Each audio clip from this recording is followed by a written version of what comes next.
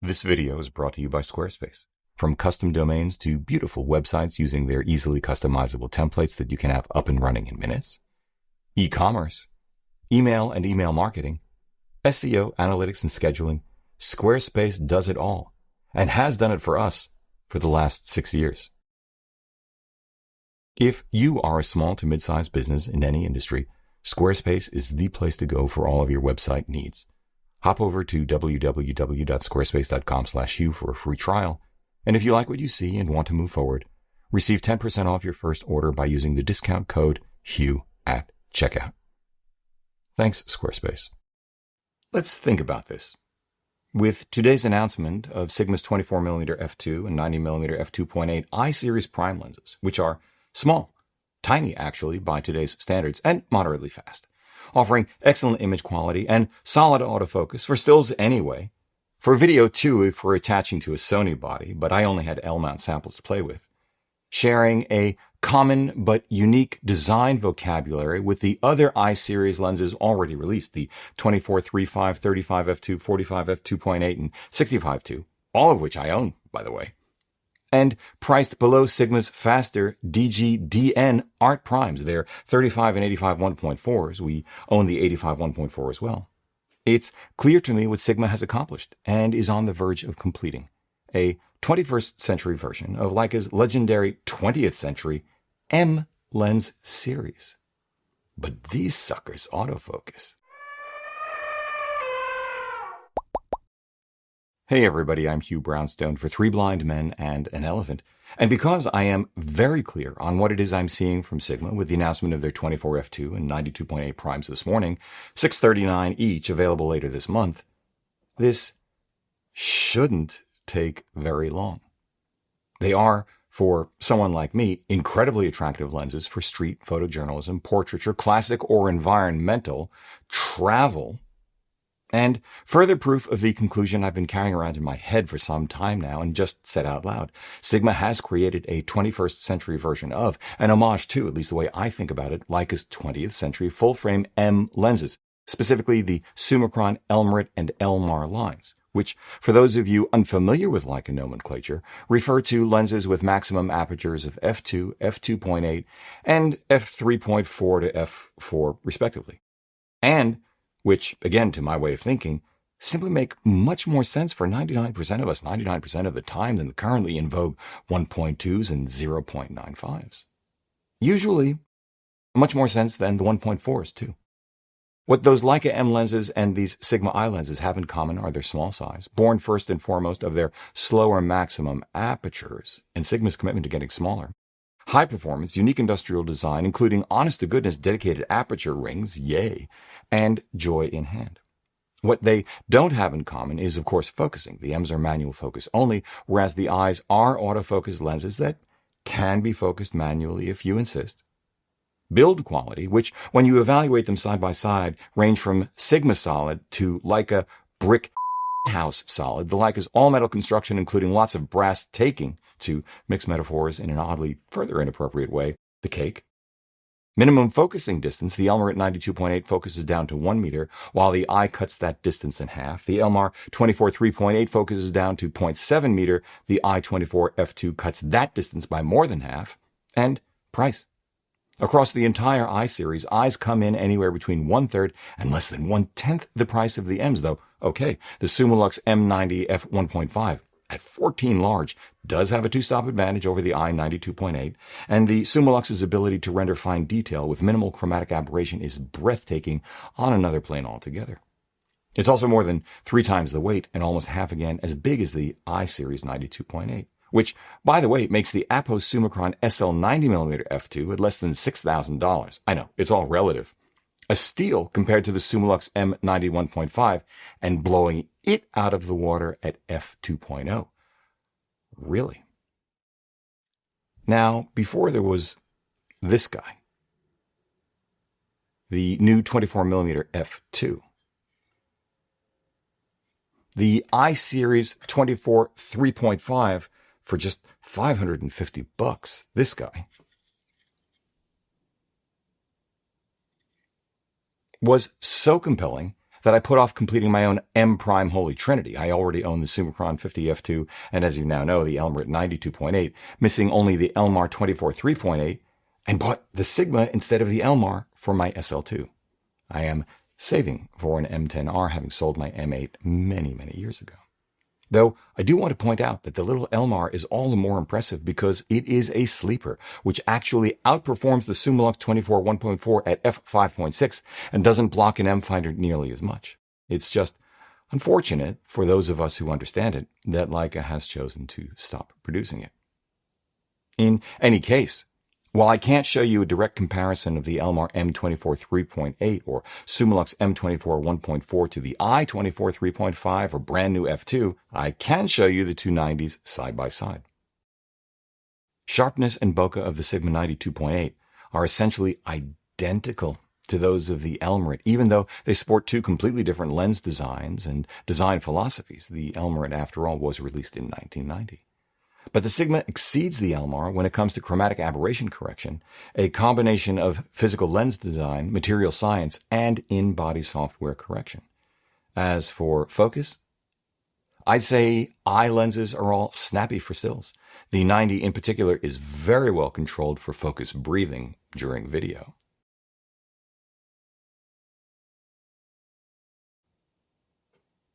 But they don't focus manually in nearly as satisfying a way as M lenses, of course. Let me add, manual focusing of any M lens on my SL2 and its kissing cousin, the S1R, is outstanding, far exceeding what I or anyone else can do with an actual M rangefinder outside of a very narrow 35 to 50 millimeter field of view, far exceeding any field of view when using the Type 20 Visoflex.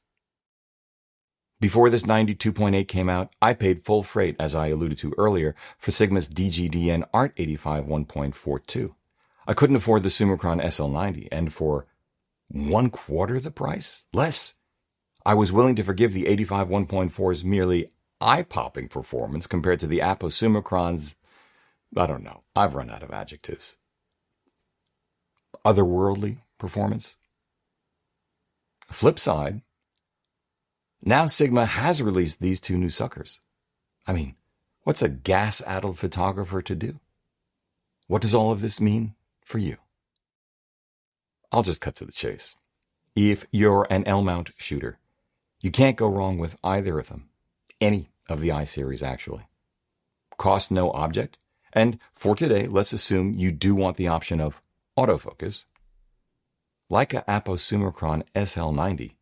Leica Apo Summicron 28, if you don't mind losing a bit of the 24's wider field of view, because there is no Apo 24 at the moment. But in any case, you will pay around $5,000 a pop for the privilege, and straight up, most people won't see the difference at normal viewing sizes and distances anyway. And no, I'm not talking about Instagram on your iPhone. I'm talking prints.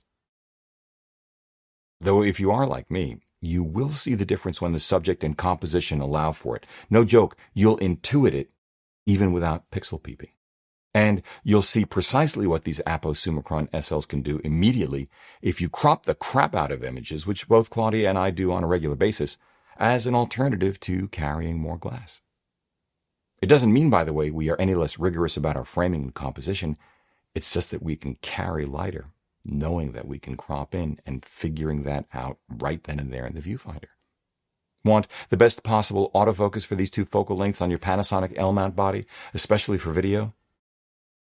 Use Panasonic glass. Start with the Lumix S85 1.8. It is an excellent lens in its own right, purpose-built as a great hybrid lens of compact dimensions, priced $100 less than the 92.8, maybe more like $40, actually. Minimal focus breathing, though a touch more chromatic aberration than the Sigma 92.8. Though it has neither the minimum focusing distance nor the joy in hand of the Sigma, and the Sigma manages to be noticeably smaller and lighter to boot, yet feels more substantial. Though in 2021, substantial can be overrated. I don't mind composites if they get the job done. Look no further than the Nikkor Z primes, which I think for optical performance are second only to those Apo Summicron SLs, and for that, I'm willing to forego dedicated aperture rings and a little personality too. At 24 millimeters for video, I would tell you to go for the recently announced 24 1.8 from Panasonic as well, but it's not yet shipping, and I'm hesitant at that because the 51.8 they announced months ago still hasn't shipped either, and I've had neither one of those in hand. So let's turn to intra-sigma comparisons. We're still talking if you're a Leica shooter. Sony Shooters, hang on, hold that thought. We'll be coming to you in a moment. If you want the extra shallow depth of field, snappier autofocus, and or marginally superior image quality of the 85 1.4, and don't mind paying 70% more for the privilege and carrying around twice the weight and 3 times the volume, get the 85. But that 90 is so small and tasty by comparison. Like this.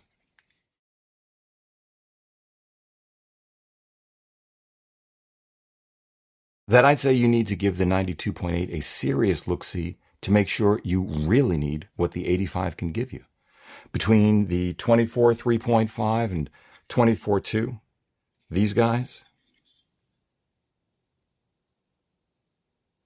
that's the f2.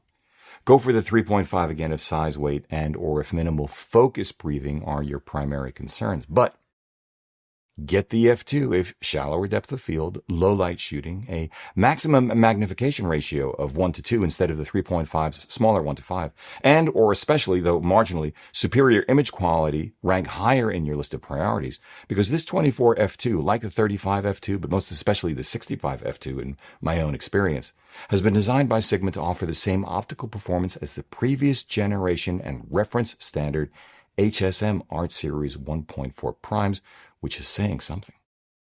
As long as you don't mind paying 27% more, carrying 62% more weight, and carrying 78% more volume. If you're thinking more along the lines of a 3-lens kit, once and done, you'll be paying almost half again, schlepping almost twice the weight, and futzing with just about 1.5 times the volume if you opt for the 24-2, 65-2, and 85 1.4 over the 24-3.5, 45-2.8, and 92.8. Though, really, truly, I'm not trying to sway you one way or the other. Now, for me personally, well, my original 2-lens kit for my SL2 on the street is the Apo Summicron SL35 and Sigma 85 1.4. But last time I was up in Harlem, I left those lenses at home, bringing instead, interestingly enough, my Sigma 24 3.5 and 65 f2, and never took the 65 out of the bag. The 24 3.5 was outstanding, and with the 65 tube made for a much smaller and lighter kit, though, to be fair, this was in broad daylight, and I knew in advance I wanted the 24's wider field of view. Because I'm shooting more often at night, I think I'll keep our 85 1.4, but geez, I just might spring for the 92.8 when I do want to travel lighter. Same basic conclusion for the 24s. I think I'll keep the 3.5, but let's see how I feel after our next round of street photography workshops this October. If you're a Sony shooter, you have many more options. Too many to cover here, so I'll just cover a few to give you a flavor of things. You could certainly go for Sony's outstanding 24 1.4 G Master and pair it with their excellent non-G Master 85 1.8. This would cost about the same, $1,846 for the Sony's, $1,898 for the Sigma 24 2 and 85 1.4, but the Sony kit would be about 1/5 lighter and almost 1/3 smaller. If a faster wide is more important than a faster short telephoto, well, there you go. You could opt instead for Sony's much smaller and less expensive 24 2.8G while retaining the 85 1.8 because the 85 really is that good, and compare it to the Sigma 24 3.5 and 92.8. The Sigma kit would cost a smidgen less, weigh a touch more, but be a more significant 1/5 smaller. But you could also take a step back and compare the Sony 24-1.4 85 1.8 kit to a Sigma 24-2 and 92.8 kit. At that point, the Sigma kit would be 24% lighter, 46% smaller, and 43% less expensive. Interesting. Notice I'm not really comparing image quality because they are all excellent, though the Sigma 85 1.4 and Sony 24 1.4 are even better. Autofocus performance? While I have seen Sigma lenses often focus more slowly and less assuredly on Panasonic and Leica bodies than with those companies' own native lenses, I have not seen the latest Sigma lenses focus with any less alacrity than native mount Sony lenses on Sony bodies. In fact, I'm filming right now with a Sigma 24-70 2.8 DGDN on my A7S III, and I see no autofocus performance deficit compared to Sony's 24-70 2.8 G Master.